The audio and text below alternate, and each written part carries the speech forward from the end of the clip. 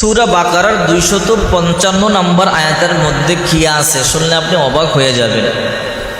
তাই প্রতিদিন ফজরের পরে এবং মাগরিবের পরে সূরা বাকারার 255 নম্বর আয়াতটি পাঠ করবেন। এই আয়াত পাঠ করলে আল্লাহ পাক রব্বুল আলামিন সমস্ত বিপদ থেকে হেফাজত করবে। আল্লাহ পাক রব্বুল আলামিন রিজিক বৃদ্ধি করে দিবে। আল্লাহ পাকের সাথে এই আয়াতের গভীর সম্পর্ক। কোনো বান্দা যদি এই আয়াতটি পাঠ করে আল্লাহর নিগুড় ভালোবাসার বন্ধনে আবদ্ধ হয়ে যায়। সুবহানাল্লাহ। হযরত উমার ইবনে কাব বলেন, বিশ্বনবী মুহাম্মদুর রাসূলুল্লাহ সাল্লাল্লাহু আলাইহি ওয়াসাল্লাম আমাকে বললেন, ও ভাই বলো তো কোরআনের মধ্যে সবচেয়ে শ্রেষ্ঠ আয়াত কোনটি? উবাই ইবনে কাব বললেন, ও আল্লাহর নবী আপনি তো ভালো জানেন। আল্লাহর হাবিব আবার বললেন, ও ভাই বলো, আমি তোমার মুখ থেকে শুনতে চাই কোরআনের সবচেয়ে শ্রেষ্ঠ আয়াত কোনটি?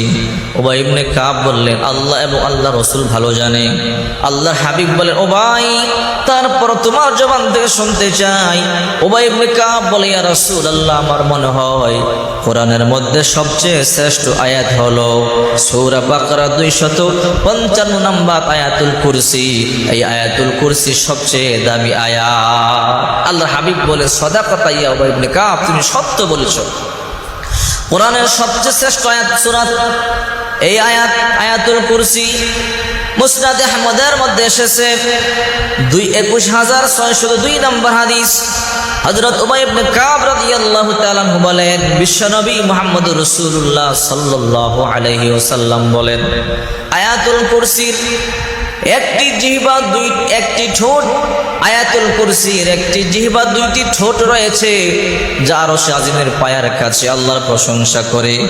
বিশ্বনবী মুহাম্মদ সাল্লাল্লাহু আলাইহি ওয়াসাল্লাম বলেন, আমি আল্লাহর কসম করে বলি যে সত্তার হাতে আমার প্রাণ, এই আয়াতুল কুরসির একটি জিহ্বা দুইটি ঠোঁট আছে যা আল্লাহর আরশে আজিমের কাছে প্রশংসা করে। কোন ব্যক্তি যদি এই আয়াতুল কুরসি পাঠ করে আল্লাহ তাআলা নিজেও তার প্রশংসা করে। এই আয়াতুল কুরসি পাঠ করলে আল্লাহ প্রশংসা করে।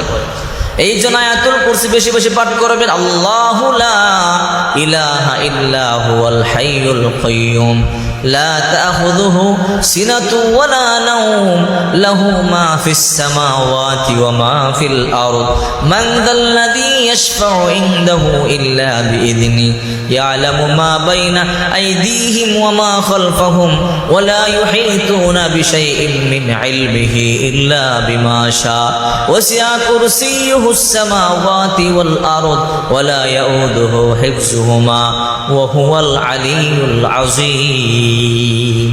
এটা আয়াতুল কুরসি। আল্লাহু লা ইলাহা ইল্লা হুয়াল হাইয়ুল কাইয়্যুম, আল্লাহ হাইয়ুল কাইয়্যুম, আল্লাহ দারক বাহক, আল্লাহ চিরঞ্জীব। লা তাখুযুহু সিনাতুন ওয়ালা নাওম, আল্লাহ ঘুমায় না তন্দ্রাও যায় না। আল্লাহ ঘুমায় না তন্দ্রাও যায় না। প্রশ্ন হলো আল্লাহ কেন ঘুমায় না? আল্লাহ ঘুমাইলে এই পৃথিবীর তদারকি কে করবে? এই জন্য সকালে ফজরের পর আয়াতুল কুরসি পাঠ করবেন, মাগরিবের পর আয়াতুল কুরসি পাঠ করবেন। আহারে মাত্র 1 মিনিট সময় লাগবে, আধা মিনিট সময়।